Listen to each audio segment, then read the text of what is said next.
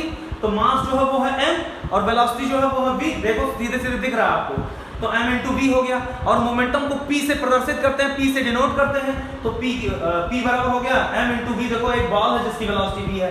Momentum एक vector quantity है, ये ध्यान में रखना है। SI यूनिट इसका किलोग्राम मीटर पर सेकंड होता है, और इसका SI यूनिट एक चीज और होता है, अभी उसको हम बता देंगे। डायमेंशनल फार्मूला इसका mL/-T होता है, ठीक है ना। तो बस इतना ध्यान में रखना। अभी न्यूटन सेकंड लॉ नहीं खत्म हुआ।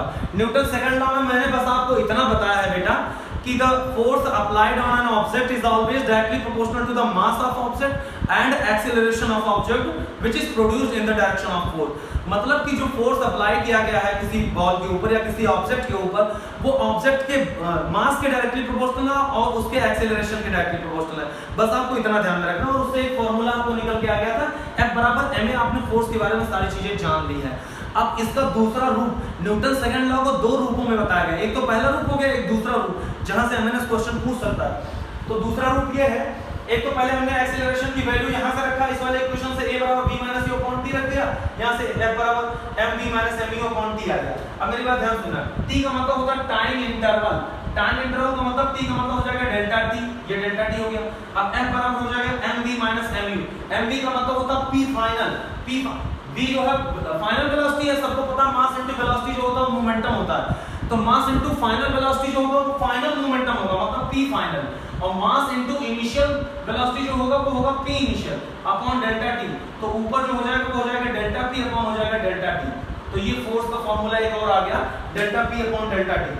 तो यहां से हम एक चीज और कह सकते हैं कि रेट ऑफ चेंज, देखो यहां पे और हम लिखेंगे कि external force applied on body will be the rate of change of force applied on body।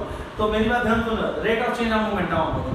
तो सेकंड लॉ का दूसरा रूप लिखो in the second form, in the another form we can say that the external force, लिख लो तो मैं समझाता हूँ। The external force applied on body will be, the external force applied on body will be the rate of change of momentum of body। फिर से लिख लो, the external force applied on body will be the rate of change of momentum of body। The external force applied on body will be always equals to the rate of change of momentum of body। external force जो होगा वो rate of change of momentum of body के बराबर होगा। rate of change of momentum of body का मतलब f की value आ गई delta p upon delta t। Delta t time interval और delta p change in momentum है। मतलब कि डेल्टा t का मतलब अगर आपने 1 सेकंड ले लिया बेटा ना, तो f बराबर क्या हो गया डेल्टा p। मतलब कि अगर 1 सेकंड की बात करें तो पर सेकंड बॉडी पे लगाया गया जो फोर्स होगा पर सेकंड, क्योंकि डेल्टा t 1 सेकंड, वो चेंज इन मोमेंटम के बराबर होगा। समझ में आई बात? तो external force applied on body will be always equals to the rate of change of momentum of body. मतलब कि जो उसके rate of change of momentum होगा वही इसके एक्सटर्नल फोर्स के बराबर होगा। समझ में आ रही बात है? और एप्लीकेशन भी सीखना बेटा, लेकिन एप्लीकेशन में क्या करूंगा लास्ट में बताऊंगा, सॉरी अगले वीडियो में बताऊंगा, क्योंकि वीडियो बहुत ज्यादा लंबा हो रहा है, मजा नहीं आएगा। तो सबसे इंपॉर्टेंट बात यहीं से आपको क्या करना है, वीडियो को लाइक करना, शेयर जरूर करना बेटा, प्लीज शेयर करो वीडियो को, खूब सारे जगहों पे शेयर करो। किसी से डरने की जरूरत नहीं है। आपको पूरे YouTube पे किसी भी चैनल पे अच्छा कंटेंट मिलता है, आप वहीं से पढ़ो, मुझे इससे कोई प्रॉब्लम नहीं, आप कहाँ से पढ़ते हो। और आपने देखा भी होगा मेरी जो भी हमने स्ट्रेटजी बनाई थी उसको बहुत सारे लोगों ने कॉपी किया, लेकिन फिर भी कुछ नहीं कर पा रहे हैं, क्योंकि पैसा कमाना चाह रहे थे। पहले बहुत पैसा लेते थे, फिर उससे कम किए, फिर अब आए हैं और बात में।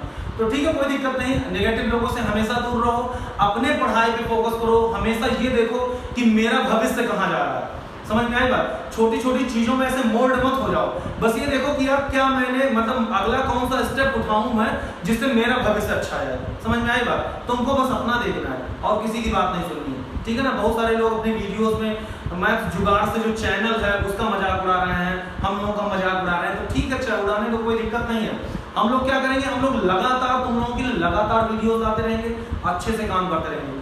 तो और हाँ, अगर क्वेश्चन की सीरीज आपको चाहिए तो बेटा प्लीज वीडियो को क्या करना है, चारों तरफ फैलाना तो है ही, और कमेंट करके बताना है कि हाँ सर मुझे क्वेश्चन का सीरीज चाहिए। 500 क्वेश्चन है एमएनएस का मेरे पास, फिजिक्स का, और 500 क्वेश्चन केमिस्ट्री का।